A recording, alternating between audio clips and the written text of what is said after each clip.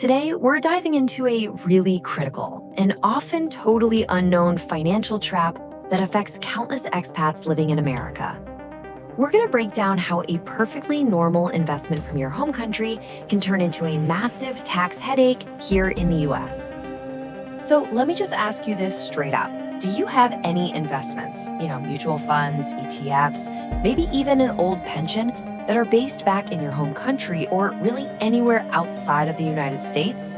If your answer is yes, then you absolutely need to hear what's coming next.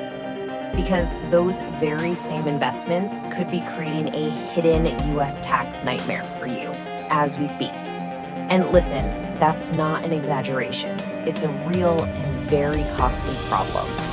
So how on earth does this happen? It all starts with a very unique feature of the American tax system. To really understand this trap, first we've got to get our heads around a core rule of the American tax system, one that's completely different from how most other countries operate. Here's the deal. Unlike most countries that tax you based on where you live, the US taxes its citizens and permanent residents, and yep, that includes green card holders, on their worldwide income. It doesn't matter where you are in the world. This is called citizenship-based taxation, and it's the key that brings all of your global assets right onto the IRS's radar.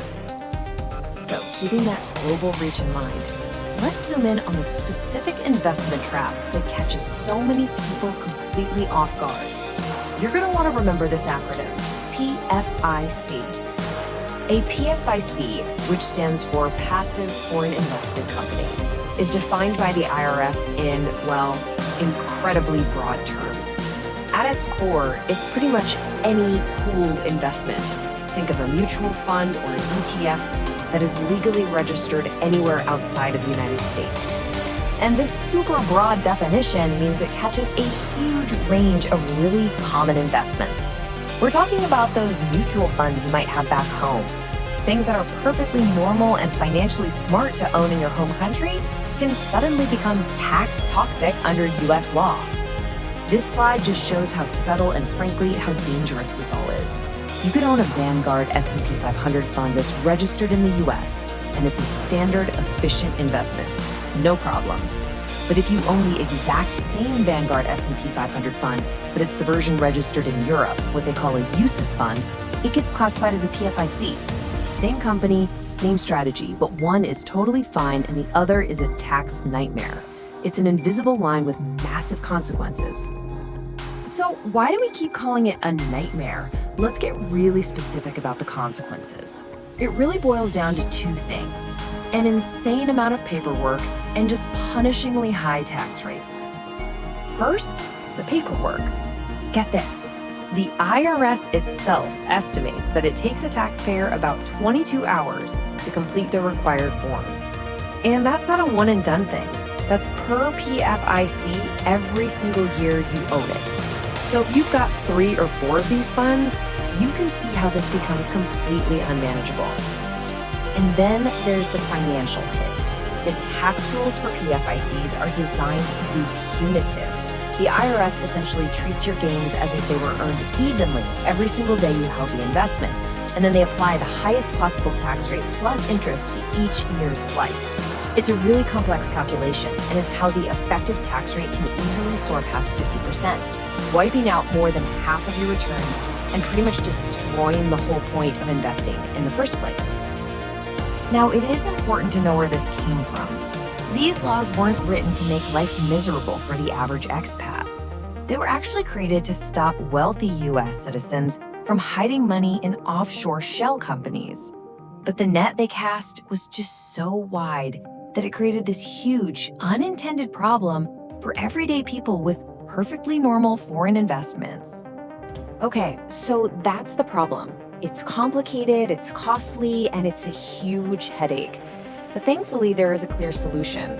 And surprisingly, it can actually turn this whole situation from a major risk into a strategic advantage. The solution is to embrace the US financial market. Now, that might seem a little counterintuitive, but the US actually offers some of the best investment conditions in the world. It has the highest level of regulation, which means it's much safer from scams. It also has the greatest scale and liquidity and some of the lowest investment fees you'll find anywhere on the planet. And this slide right here shows the incredible upside.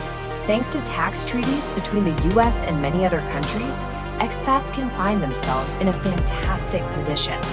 For example, under the current treaty, a German citizen living in the US may pay 0 US tax on their capital gains and 0 US tax on their bond income from US investments.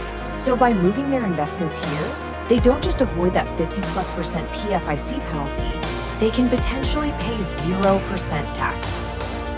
And for this exact reason, a growing number of expats are realizing that the really smart move is to bring their investment capital to the United States. Once they understand the rules, they see they can build their wealth faster and way more efficiently inside the American financial system.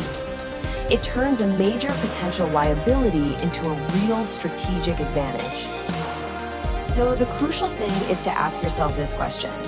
If you're living and working in the US, holding on to those foreign funds isn't just inefficient, it's actively working against your financial goals.